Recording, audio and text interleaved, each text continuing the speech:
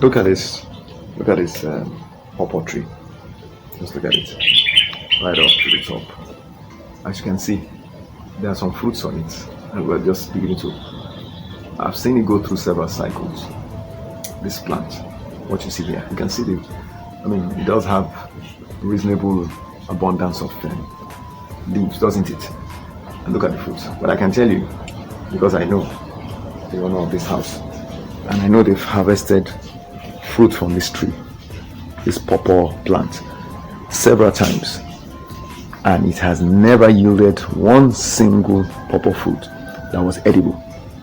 It was never. You see, the thing is, it will get yellow on the outside, but on the inside it never got ripe.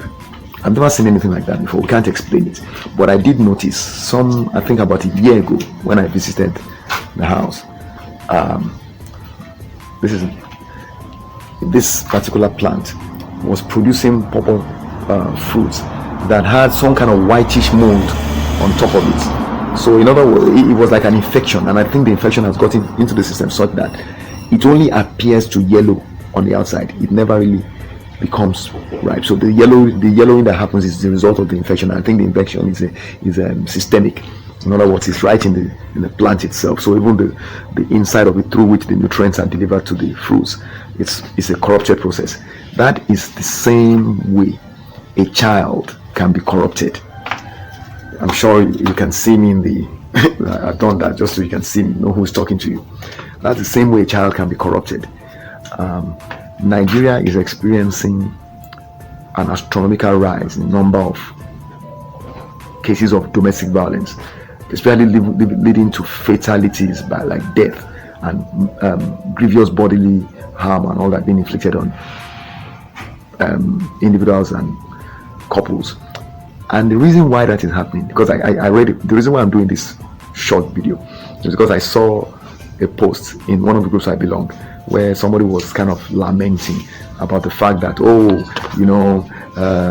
why is it happening? This is somebody's daughter, somebody's son, you have a cousin, you have a nephew, this and that, people should talk to themselves. You see, it's not about talking to them. It's just the same way we have people doing rituals. We fail to understand that there's a systemic problem in Nigeria. What is the thing that is producing the kinds of human beings we have here? Do you know that we all travel, don't we? I don't even go far. I just go next door in Cotonou, and I see human beings with skin colors like ours, and they behave to one another humanely. They treat one another well. What is wrong with us is very simple. It's the way we are raised. The Nigerian environment even will corrupt a person that comes from another environment. The minute he stays long here, they begin to first of all embrace violence in speech. In Nigeria, the way we talk to one another, look at the yellow buses and the BRT buses, you cannot even differentiate sometimes between the personnel that are there because of the manner in which they talk to you. Go to the hospitals and see the way the nurses talk to people in pain. They talk to you as if you committed a crime by coming to the hospital. Even when you are paying through your nose to get their services, they still insult you as a woman trying to give birth. We know what they're talking about. Those people who have illnesses that make them sleep over in the hospitals, we know the way we get talked to. The same people want to come around tomorrow and complain that, oh, look at domestic violence is happening. The same person who was insulting a client that refused to give him a bride is the same person coming out to complain about domestic violence. We have a fundamental problem. It's systemic. Again, I give another example. You go to the police station, you say you want to report that, for instance, your wife poured hot water on you. The policeman is telling you, go and bring money, let me buy paper to write your statement. They are not in uproar and saying, who did that? Let's get the person. It's against the law. It's a criminal offense. Nobody tells you that. But let's leave me out of it, because that's something that happened to me, and I've known other people that it happened to. Let's go back to something more. A little child gets thrown in the streets, by a woman. This is a mother, she has her own kids and she locks a girl out onto the streets. What do the activists do? Oh, they go there, they make a video, they post it on social media, they get a lot of views. Hopefully, for the sake of that girl, that particular incident leads to her being rescued and actually treated right. Not that then she's exploited, like some people I know who are so-called activists, and who what they are doing is a business. They join themselves with journalists, lawyers, police, and what they do is they milk the process. So they milk the family of the vulnerable person, even the vulnerable person. If the person has money, then they milk the system, the government system that wants to Yeah, you see, they are always looking for money. So for them, without money, they are not willing to do what is right. For instance, somebody has her head smashed in by a husband. Then you are waiting for somebody to mobilize funds, but you already know certain steps that can be taken to help the person. For instance, you report to the police. Next thing, get the person to a safe house, or what we call a shelter. That's, I believe, for women. I don't know of anyone that exists in Nigeria for men. So you don't take that initial action to prevent further damage control. You don't do that. Instead, you sit down, you post it on social media, you post it in your group, and you're waiting. Let somebody put money down. If nobody puts money down, you don't prioritize that person. You then prioritize the one that wanted to, for instance, put money down so that you can help him to follow up the issue. You are activist, but you're activist conditionally. That one is big. You have all these NGOs. What do? They go around, they make noise about people that are going to different children and women, and then all they do all the time is they are milking funds from international agencies and other people who are donors. Without those funds, you see that their motivation drops.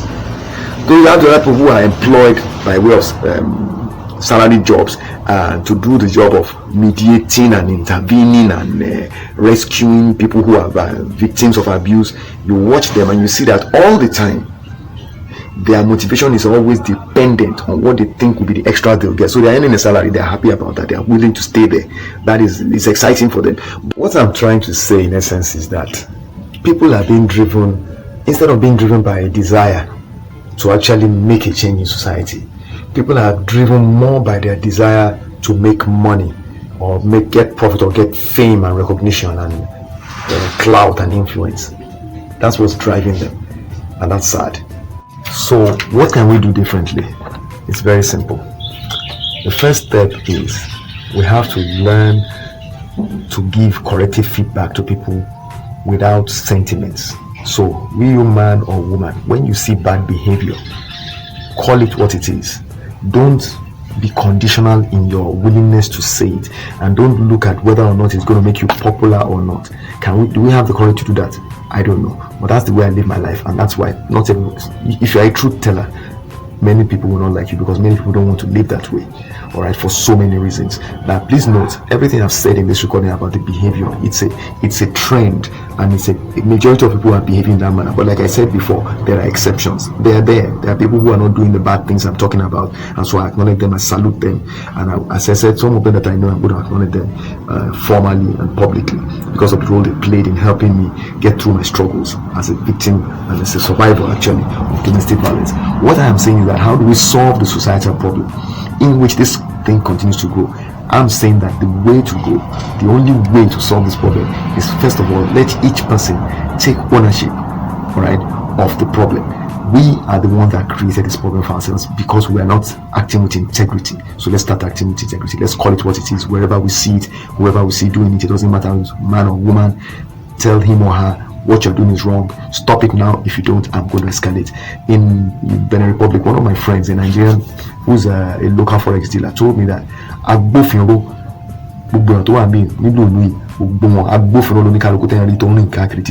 in other words, these people who you see walking around, the citizens of this country, literally every single one of them is somebody that is like a kind of law enforcement agents.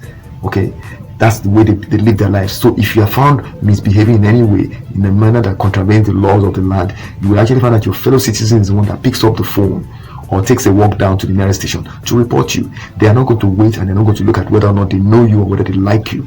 If they warn you, you don't listen, they are going to report you and get you to behave. If you are beating your wife, they're going to do it. If you are harassing your husband or abusing your husband or doing things to your kids that are wrong, they're going to call you out.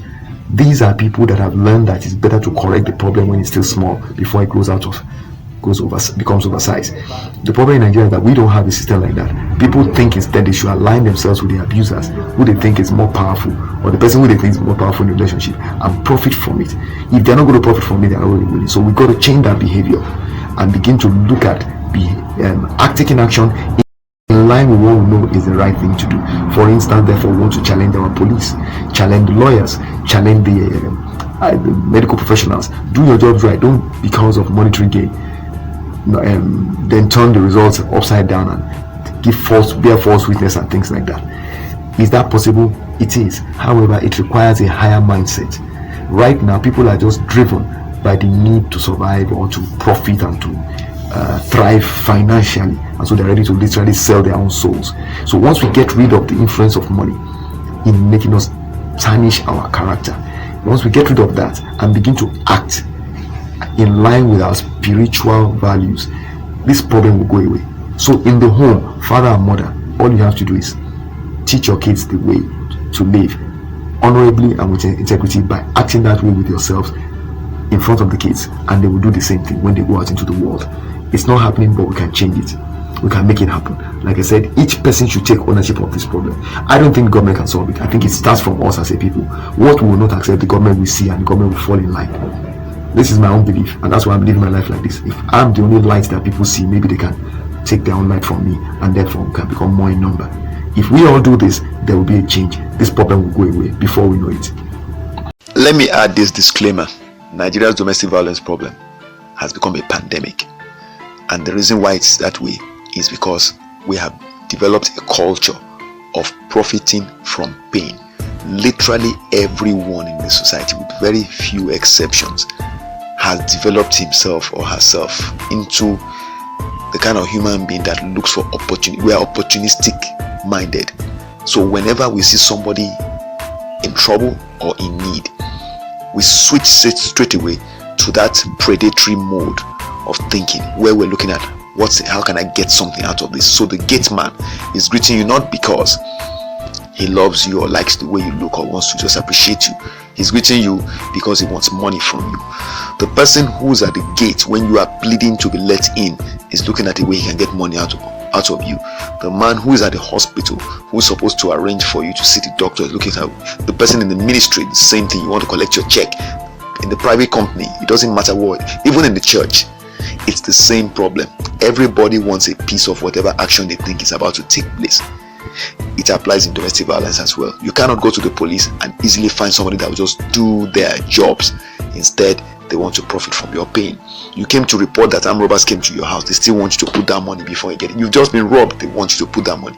They got your car back. They found it. You told them where to find it. That the robbers said they will leave it there. It happened to me. You come to get your car. The police tell you they found the car where you said the robbers told you they will leave it. This happened to me in Benin City. The police told me I had to pay them because if the car had not been found, that I would have had to buy a brand new car. So the point I'm making is this: people are profiting from pain when they should be taking action to eliminate the cause of the pain that the person is feeling. And because of that culture, they are never really motivated to address the issue and therefore solve the problem by dealing with the person who's causing the abuse or the injuries or the violence or whatever. More often than not, they are driven by the money that they are going to get from the exchange. And if your abuser turns out to be able to give them more money than you are doomed. If you're not someone that wants to listen to this truth, you can as well log off right now from this channel. Alright? As you listen, I hope you learn. This is the truth about what happens in Nigeria. I speak on these issues as a survivor, and I'm now an advocate for men's rights, but not just men's rights, for people's rights, because ultimately I have male and female kids, and I have male and female loved ones, and I would not like any of them to go through what I've been through. Alright, I hope you find this useful. If you have any questions, reach out to me using the contact details on your screen.